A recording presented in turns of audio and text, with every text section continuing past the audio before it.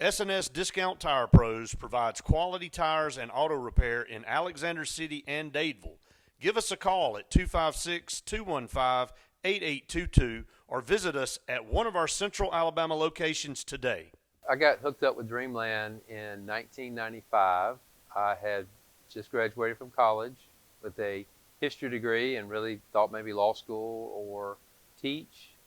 And so I started working at a restaurant in Mountain Brook called the River Market in Delhi, and quickly realized that I did not want to be in the restaurant business. I worked 6 nights a week, terrible pay, no vacation really.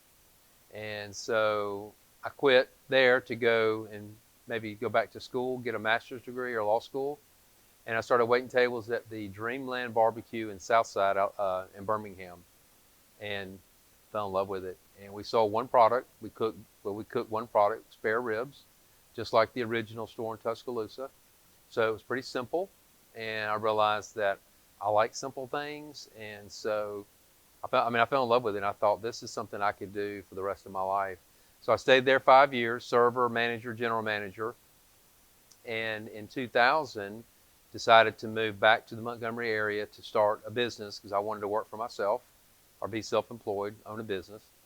And upon leaving, Dreamland then said, well, we've actually just bought out the family and we're going to probably open up more restaurants. But I knew that that's not what I was supposed to be doing, that God obviously didn't want me doing that at the time. So I moved back to the area, built houses, opened a bakery. And in 2007, I was eating lunch at the Dreamland that used to be here on the Eastern Boulevard. And I was sitting there talking to my lumber salesman and looked at him and I said, I think God just told me I needed to ask Dreamland if they'll sell me this location.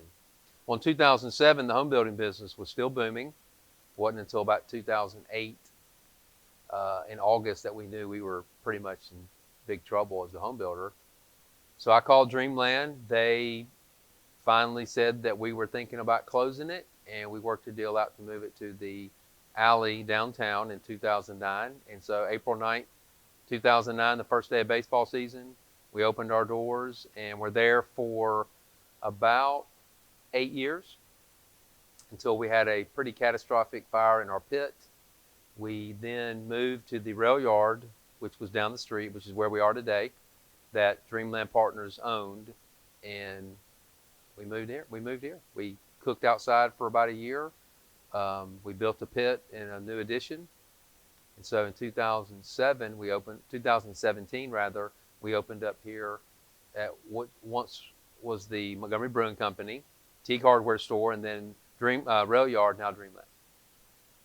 So the Montgomery Advertiser does a community hero, and our work with groups like That's My Child, That's My Dog, Mercy House, and groups like that, I guess, got noticed. And one thing we like to do as a company is we feel obviously it's important to give back, but we also feel like it's important to give away food. We have a lot of food. Restaurants aren't really known for giving away money, but we're like, look, we can help with food. We're already here cooking. For us to feed your group or do a half off for your charity or group is easy. And so, over the last 10 years, we've done as much of that as we can. And, somebody noticed, and that's great. We appreciate it. To me, it's more important that the organizations that we work with get noticed. And obviously that Dreamland gets noticed because it provides our great employees with a great place to work because it's a popular place. But no, that was special, and we, anytime we can be mentioned in the same breath as Chappie's Deli and the Branco family, because they've won it also, it's always obviously a pleasure. Obviously being there military base, being downtown, there's fire department, there's police department, there's military here. We felt it was very important to do a discount for our professional military and first responders. And we also like to do a lot of things. So we do something with the police department every year around Christmas for their toy campaign. So we've always done a golf tournament with them where we sponsor the food. So anytime we can help the first responders, help the people they work with, it's obviously a pleasure to do. And it's the backbone of our community. Of course, having Maxwell here, and we just heard that the C-130s are going to be replaced with helicopters, so we look for many more years of the Air Force in town. So, COVID's been, it's been an interesting year, 2020. Who saw it coming? In January, we were headed into our busiest month, our busiest year ever, rather. March is our busiest month of the year because of spring break and people coming to visit all the civil rights attractions and learn the history about aviation and also civil rights in Montgomery. So we were headed into our busiest year ever in March when it hit, and it was just like the bottom fell out and the guests disappeared. So, but I'm looking forward to not a new normal, but just a new reality that we're all going to be a little bit better people and treat each other with a little more respect. I don't like that it's gone from this is a deadly virus and it's killing people to we are actually the ones that are killing people because we're not being safe. So one of the things I did early on in this was start a podcast, which was kind of fun. A friend of mine said, hey, you have a lot of crazy, weird things to say. Why don't you put them out there for people? And so we started one, a guy named Caleb Hawk and I started doing one called Tell Me Why I Should Care. And my take on the pandemic, how it kind of related to the home building collapse. As I mentioned earlier, I was a home builder. And when that collapsed, there was no hope if you were a home builder, realtor, banker for a while, right? Obviously, it came back, and funny enough that this is some of the home builders I know, this is their best year they've ever had.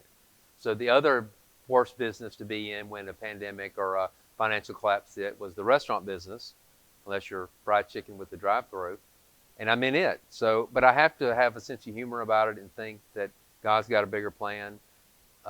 If we open another store, which we will, and we reopen downtown and I get 2 Dreamlands instead of 1, as much as COVID's cost me financially, personally, and for my employees and our business and our city, it'll ultimately be worth something because we'll have 2 restaurants. But I'm just looking for a 2021 that's full of hope for everybody, that we're not so consumed with politics. It's funny, the year that sports kind of become obsolete, politics become the sport.